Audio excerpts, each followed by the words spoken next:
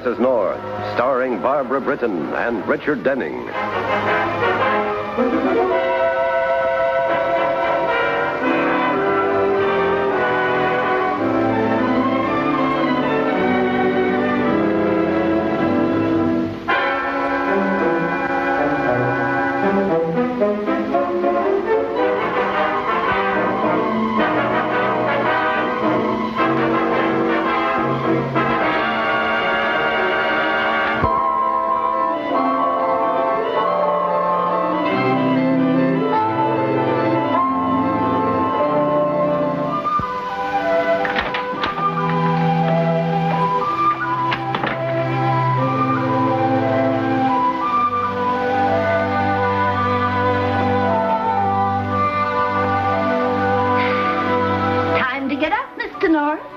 Time to go to work. Up we get. Okay.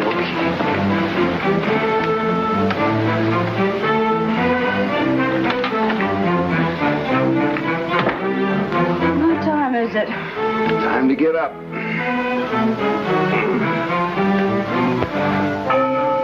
Oh, she's done it again.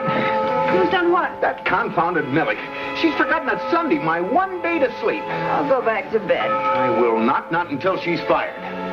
Jerry, you can't fire Millie. Okay, you fire her. But, darling, she's so old and helpless. That's the trouble. She's losing her mind. This is the 5th Sunday in succession that she's dragged me out of bed. Well, she doesn't mean to. I guess one day just seems like another to Millie. Now, Pam, she's got to go. All right. Go ahead and tell her. That's your job.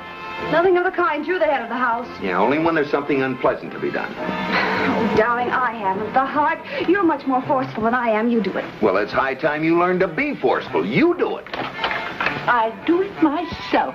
I quit. Oh, Millie, you can't. He didn't mean it. Honest, he didn't. I did so. Besides, you have no right to snoop. I wasn't snooping. I was only listening to see if you were up. I guess I know when I'm not wanted. Now look what you've done. What I've been wanting to do for weeks. Oh, listen, Pam. This time let's get a butler, a man. I don't want to. Well, why not? I don't like men. Jerry, let's get a couple. We are a couple. We don't need another. Mrs. Wentworth next door has a couple, and she's a widow. Well, if I were Mrs. Wentworth's husband, I'd die, too.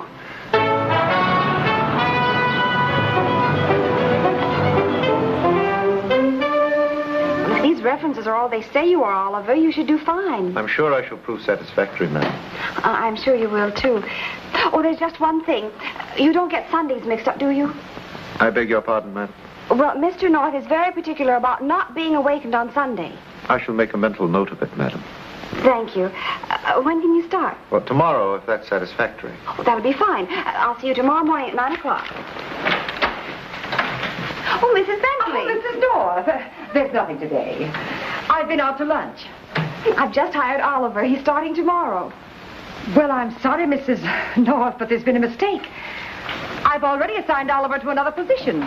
I'd rather work for Mrs. North. We've made all the arrangements. Wages, days off, and hours. Well, I'm very sorry to disappoint you, Mrs. North, but that's out of the question. What's more, I don't think Oliver would suit you. Well, why wouldn't he? He's used to working on large estates, taking care of a great many people. He's never done apartment work. Well, I'm quite sure I'm capable of taking care of you and your husband, Mrs. North. There, you see? But what can I tell the people I promised him to? Tell them I decided against taking the position. I shall be there as arranged, madam. Goodbye, Mrs. Bentley. I'm sorry about the mix-up, but I'm sure it'll be all right. I'll expect you now. You have the address. It's just a block from here. I know why you're doing this. You want to get away from me. Don't deny it. Since you already know the truth, there's no need to deny it. Do me a favor, will you? Stay away from me.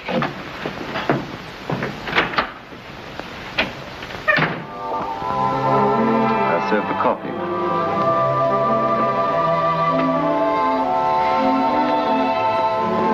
Not bad. Not bad at all. After eating yourself into a coma. You know, if we get too enthusiastic, we'll spoil him. Oh, the blessed piece of Sunday since Millie left.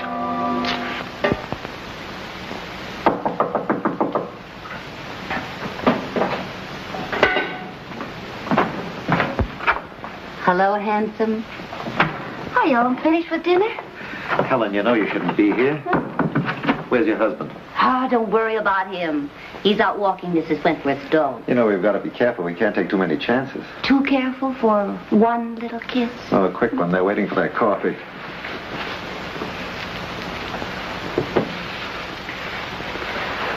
I'll get back before your husband does. I think I can get rid of him Thursday. I'll see you then. Yeah, we'll talk about it some other time. Honestly, between a jealous husband and a cautious lover, I never have any fun. Thank you very much for lending me the storeroom key, Mr. Jameson. Pardon me. Up to your old tricks. Well, what business is it of yours? I could tell Mrs. North what's going on. There's nothing going on. That was the maid from the apartment next door. She came over to borrow the key to the basement storeroom. And out of gratitude for the loan, left lipstick all over your face. All right, tell Mrs. North. See where it gets you. I didn't come here to quarrel, Oliver. Well, what did you come here for? I sent you the money for your commission. What more do you want? Didn't you get my letter? Yes, I got it. Then why didn't you answer it? Because we're through. I don't believe it. Oliver, I meant what I said in that letter. I'll make you a partner in the agency. I'll do anything if you'll only come back. Well, I'd rather stay here. Any place where I don't have to look at you. Now, get out. I won't get out. You can't treat me like this. I've given you money and jobs. The best years of your life, don't forget that one. No, I won't forget it. I don't think you can treat me like this and get away with it. Don't get hysterical. They'll hear you. I don't care.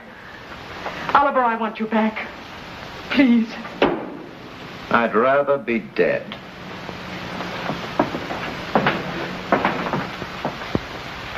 Maybe that can be arranged.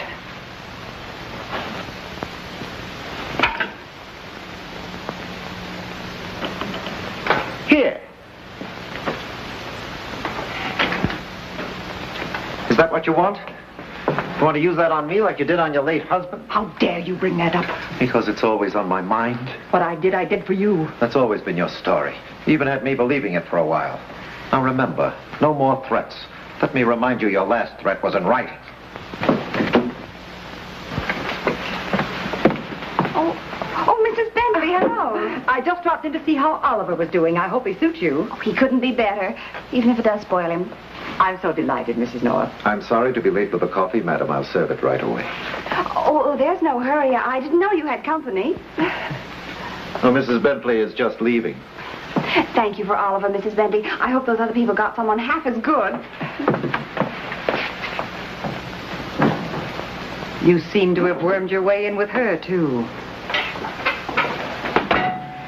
Now get out, or do I have to put you out?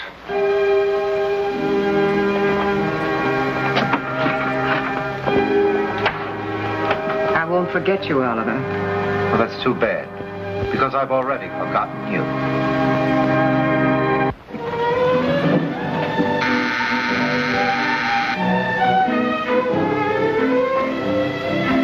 You expecting company? Only you. And you're here. Are Mr. and Mrs. North in? Oh, heaven help us. It's Mrs. Wentworth. I'll see, madam. Oh, never mind. I know they're in. The elevator boy told me. Trapped like traps in a trap. Pamela, Gerald, how nice to find you in. And Mrs. Wentworth, won't you have a cup of coffee with us? Oh, no, thank you, my dear. I can only stay a moment until Abelard gets back. Abelard? Abelard, my dog, he's out walking. I should like to talk to you alone. Oh, of course. That will be all for this evening, Oliver. You may go whenever you wish. Thank you, madam. I'll tidy up the kitchen.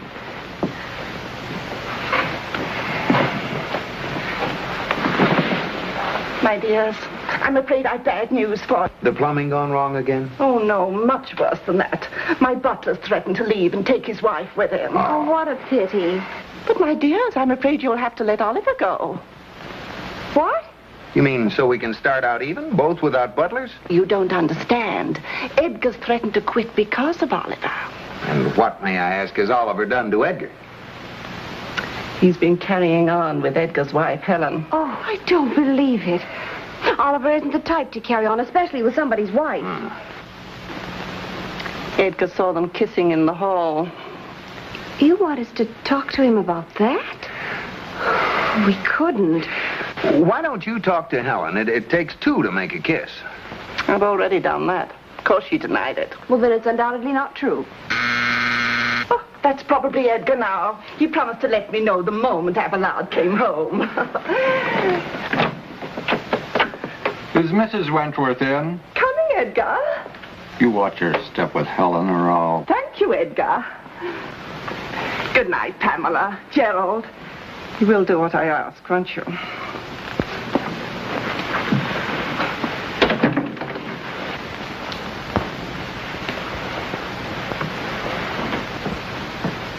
Will there be anything else? Could we speak to you for a moment, Oliver? Why, of course, madam. Well, you see, it's this way. Well, Mrs. Wentworth has some crazy idea. Absolutely ridiculous. Well, she has an idea that you and... I don't believe a word of it. Pam. Well, it seems that Edgar, that's Mrs. Wentworth's butler... He thinks you're carrying on. Carrying on, madam. You know, carrying on. I'm afraid I don't. He suspects you and what's her name? Mrs. Edgar. Oh, madam, sir, I hardly know the lady. You see, Jerry hardly knows her. Well, I didn't say he did. Perhaps I can explain, if I may say so, from the backstairs gossip, that Mr. Jenkins, Edgar, that is an intensely jealous person. If his wife so much as talks to another man, he suspects the worst. Isn't that awful? Some husbands never learn. I think we'd better forget it ever came up. Well, thank you, sir. Good night, madam. Good night, Oliver.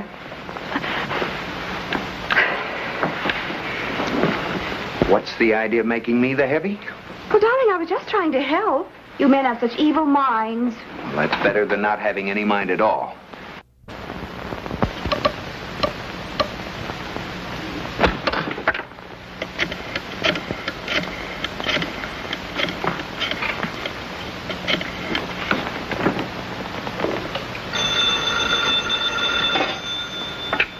North Residence, Oliver speaking. Hello, this is Mr. North's relief secretary. Mr. North asked me to phone and tell you that he would like some insurance papers that are kept in the basement storeroom. They're in a wooden file. Yes. Yes, you'll find them there. And Mr. North would like to have you bring them to his office sometime this morning. Yes, I will. Thank you. Goodbye.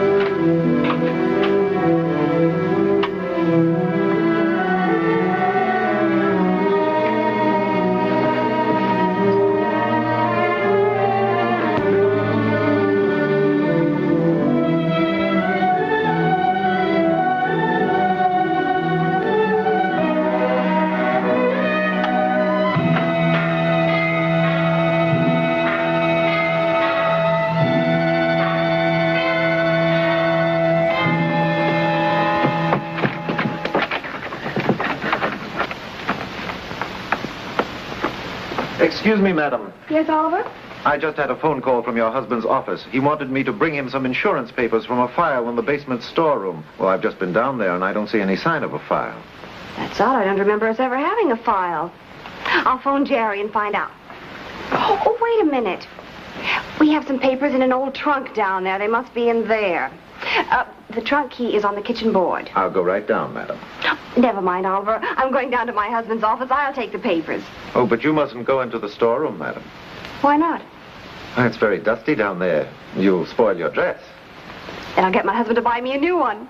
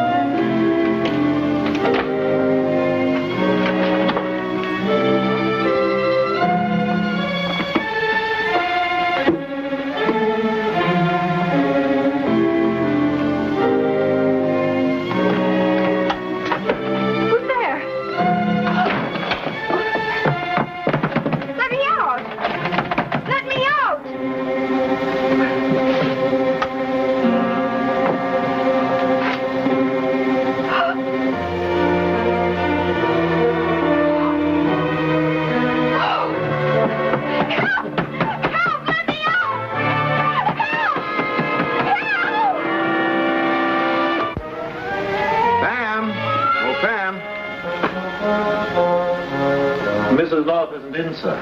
Oh, hello, Oliver. Any idea where she is? Well, she said she'd be home at 5. It's almost 6:30, and we're going out tonight. Well, I don't know where she went after she left your office, sir. My office? Mrs. North wasn't at my office. Well, that's odd, sir. She said she was going to bring you those insurance papers. What papers? Well, your relief secretary phoned me this morning and said you wanted some insurance papers from a file in the basement storeroom. Well, I couldn't find them, so Mrs. North went down to look for them. Now, wait a minute. I didn't have any relief secretary this morning, and I didn't ask for any papers. When was the last time you saw Mrs. North? Why, this morning, sir, when she left to go down to the storeroom. Come on, we're going down. Just a minute, sir. I'll get the keys. Well, let's go out the back way.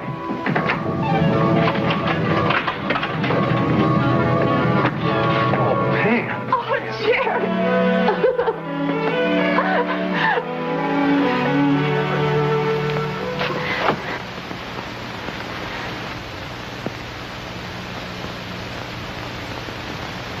Lieutenant Wygant, it's as clear as can be.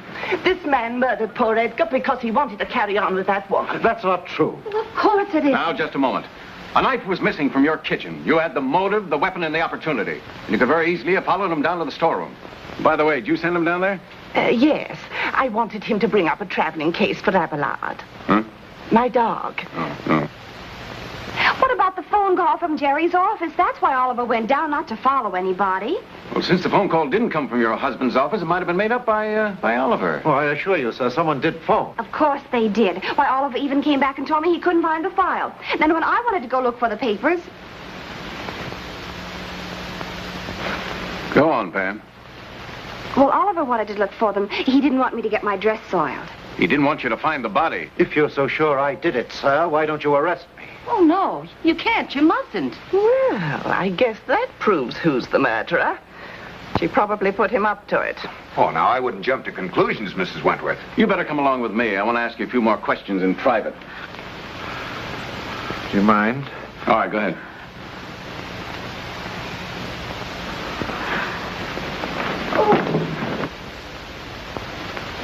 Jerry. Mrs. Bentley. Who? Mrs. Bentley, the woman that runs the employment agency. She didn't want me to hire Oliver.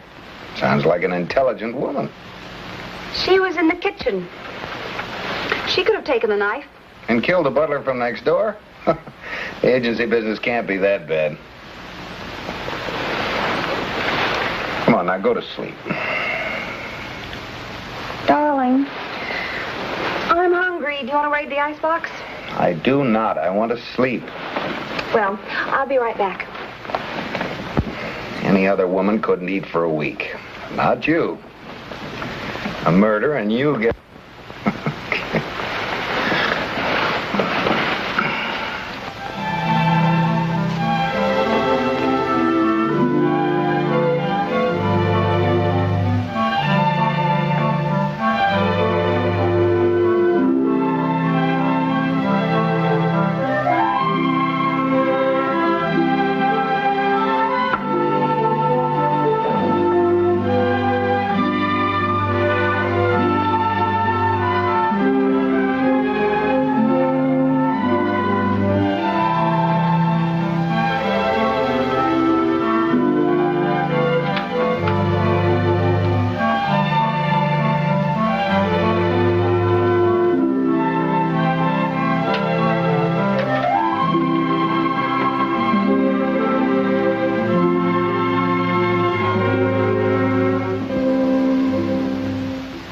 Yes, Mrs. Bentley, I should have listened to you all along.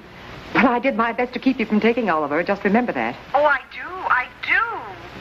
It was just my stubborn streak. But of course you didn't tell me he was a murderer. But then how are you to know? You just have to take people on faith, don't you, Mrs. Bentley? Oh, dear, I wish they'd find that knife and solve this case. I'm so upset. The knife? Oh, didn't you know? They never found it. They think the murderer took it. Of course, I have my own theory. Do you, Mrs. North? Yes, I think it's still in the basement. I called Lieutenant Wygand, and he said they'd come over this afternoon and look for it again. Oh, but that isn't our problem, is it, Mrs. Bentley? Well, goodbye, Mrs. Bentley. Goodbye.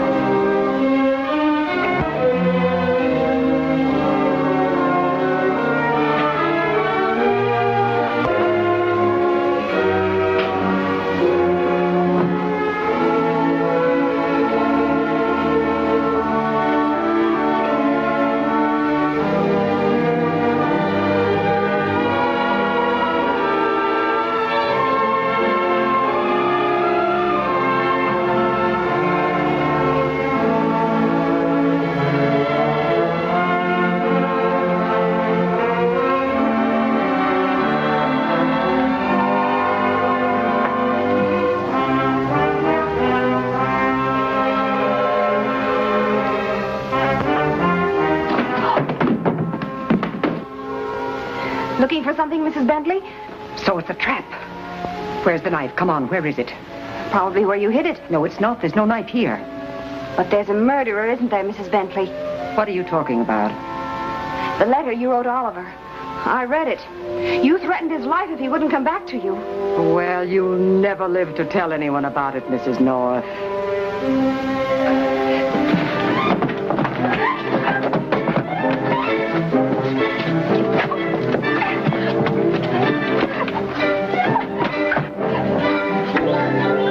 You killed the wrong man, didn't you, Mrs. Bentley? You wanted to kill Oliver, but it was dark, and when you saw a white coat, you plunged a knife into it. Well, there won't be any mistake about it this time, Mrs. North. We don't even need a knife. And don't bother to scream, Mrs. North, because nobody's going to hear you.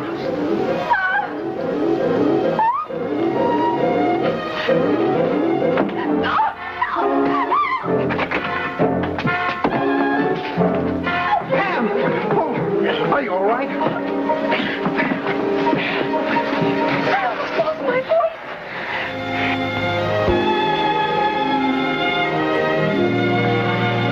Time to get up, Mr. North. Time to go to work. Up you go.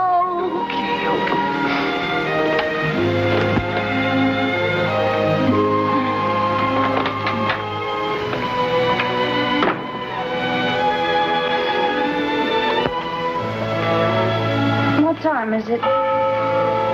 It's Sunday again. Well, at least she's not a butler.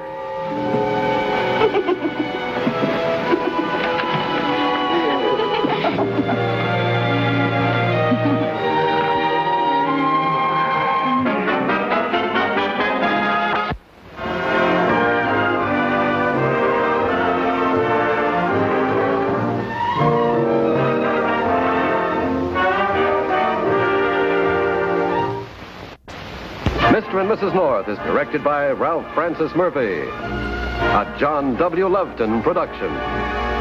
Produced by Federal Telefilms. Starring Barbara Britton and Richard Denning, featuring Francis DeSales.